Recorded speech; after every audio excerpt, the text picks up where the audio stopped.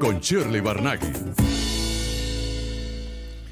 Bien, y son las 7:37 y tenemos en el estudio nada menos que a Luis Vicente León, presidente de Data Analysis.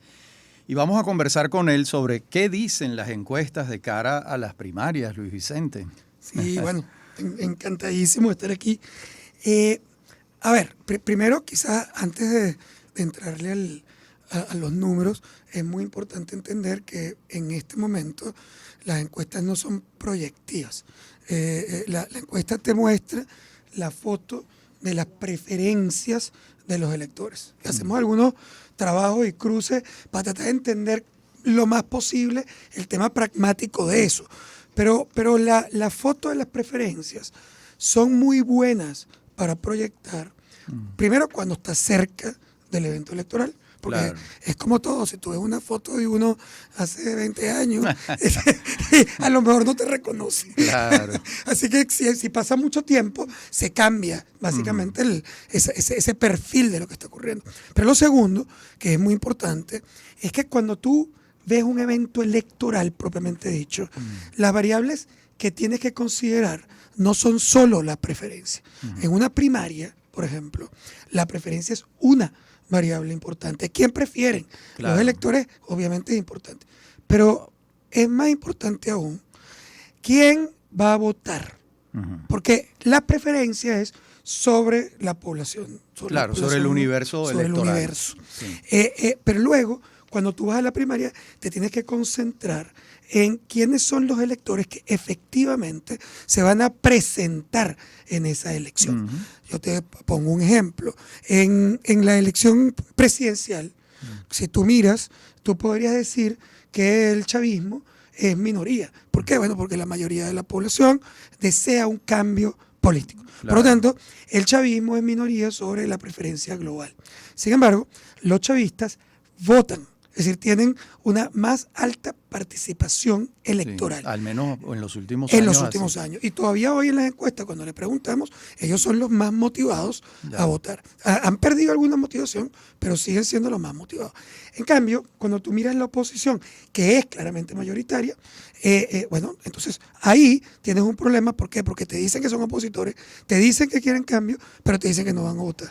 Entonces, claro, cuando tú ves el mapa global, te aparece más o menos, supón, 30-70, sí. 30% que podría llegar el chavismo, 25, y 70-75 que podría llegar la oposición. Y tú dices, no hay forma entonces que el chavismo gane. Ya va. Si yo cruzo contra la participación electoral, y la participación electoral es 50%, pero el chavismo está completamente dispuesto a votar y la oposición no, el chavismo con su 25% sobre el total se puede convertir en el 50% de los votos. Claro, porque depende de la participación. Entonces la primaria es eso. La primaria es la preferencia, pero también es quiénes están dispuestos a votar y qué mueve a esos electores al voto. Entonces, veamos ese mapa completo.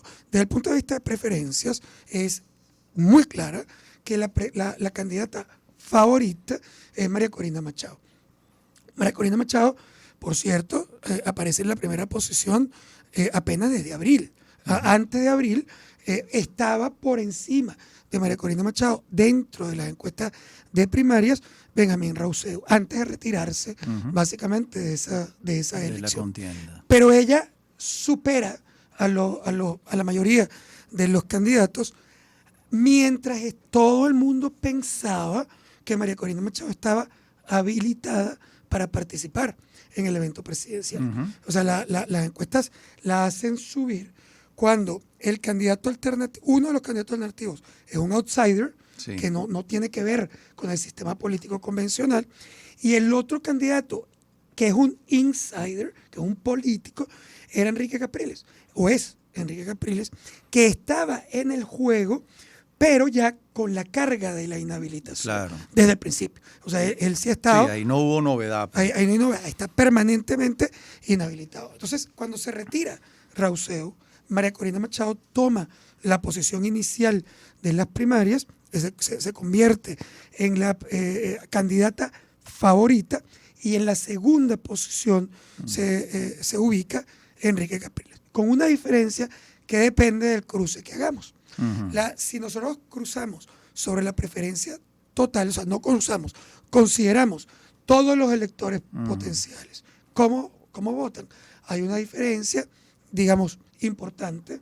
María Corina Machado se ubica en un más o menos 38, 39% de disposición de voto en primaria, y Enrique Capriles, digamos, a unos 15 puntos de ella por debajo. Eso la convierte a ella en la candidata favorita. Sí, O favorita no, preferida. ya. ¿Por qué digo no necesariamente favorita, sino preferida? Bueno, porque es preferida por la mayoría de los electores, pero tenemos que meter la segunda variable, que es la efectiva votación potencial y cómo está ella. Cuando nosotros, Ahora, disculpa que te interrumpa, Luis Vicente.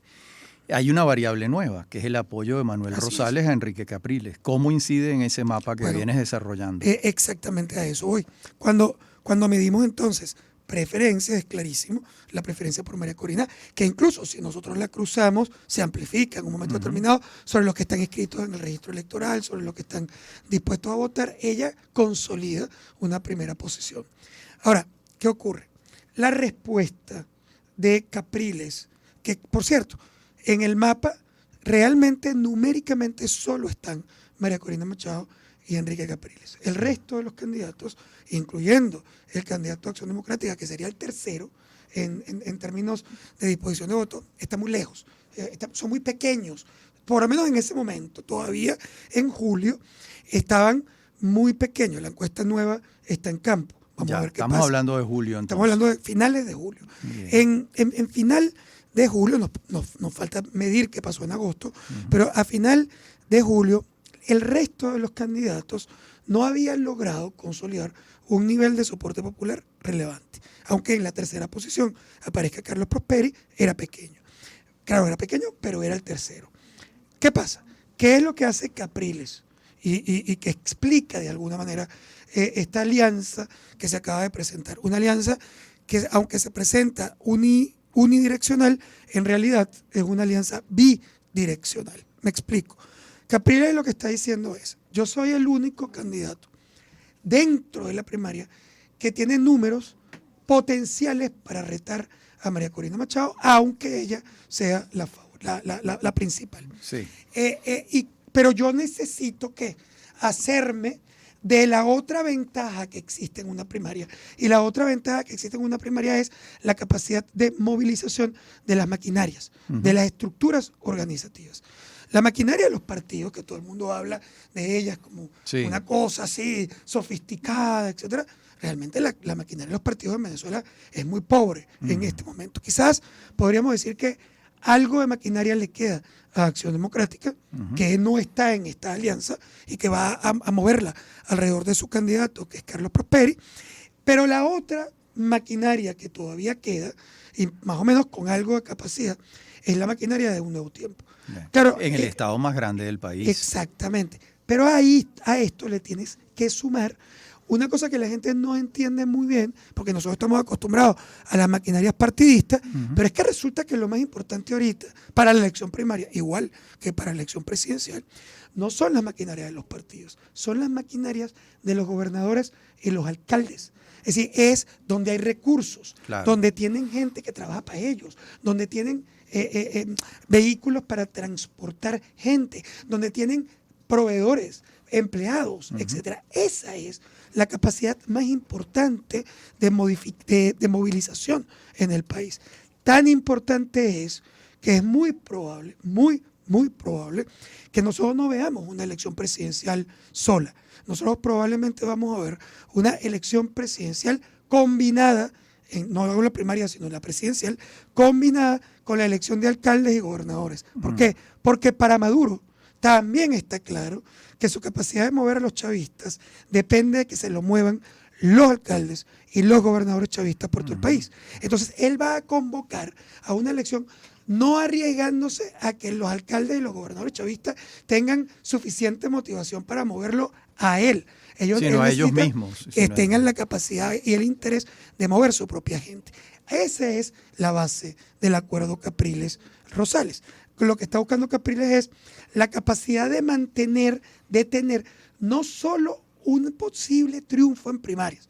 Supongamos que el número de María Corina Machado es tan grande o tan bueno que haciendo mucho esfuerzo y moviendo tanta gente en el Zulia, todavía no sea suficiente para llenar el gap, aunque no lo sabemos. Vamos a ver cómo le afecta a María Corina en popularidad su inhabilitación política, que ahora sí es conocida y clara, y que probablemente algo le va a restar de soporte popular. Pero lo que Capriles está pensando es, si yo logro una habilitación política en el camino, y él sí tiene la capacidad de negociar, él junto con otros candidatos o precandidatos puede todavía obtener una negociación en la que sea habilitado políticamente. Esa es la gran batalla que se está dando en paralelo en la negociación política, incluso entre los Estados Unidos y el gobierno de Venezuela, entre la oposición y el gobierno venezolano, que se está dando la negociación. En este momento. Ahí, si Capriles lograra una habilitación, que para María Corina Machado es muchísimo más difícil, empezando porque ella no la está negociando. O sea, empezando por ahí, ¿no? Empezando porque su posición radical hace que ella diga que yo no negocio. En pocas palabras, tú le asignas mayores probabilidades a Capriles de lograr una suspensión de su inhabilitación que a María Corina. No, sin duda, porque al final el gobierno siempre estaría... Yo no estoy diciendo que vaya a ocurrir, porque claro, que no habilite a ninguno de los dos. O sea, es. Él está jugando a que en probabilidad de ocurrencia, sin duda, él es un actor mucho más negociador. Recuerda que él, junto con Stalin González, son los artífices de la negociación, incluso fuera de la mesa de unidad o de la plataforma unitaria. Que sacaron 100 presos políticos. Claro, y que logran un 3-2 en el Consejo Nacional Electoral previo, por primera vez, luego de muchos años de 4-1. Por lo tanto, ellos ya tienen una experiencia de negociación. Negociación, por cierto, negociación positiva. Esto no es una negociación colaboracionista, ni una negociación porque está comprado por el gobierno. No, estos son negociaciones entre oposición y gobierno.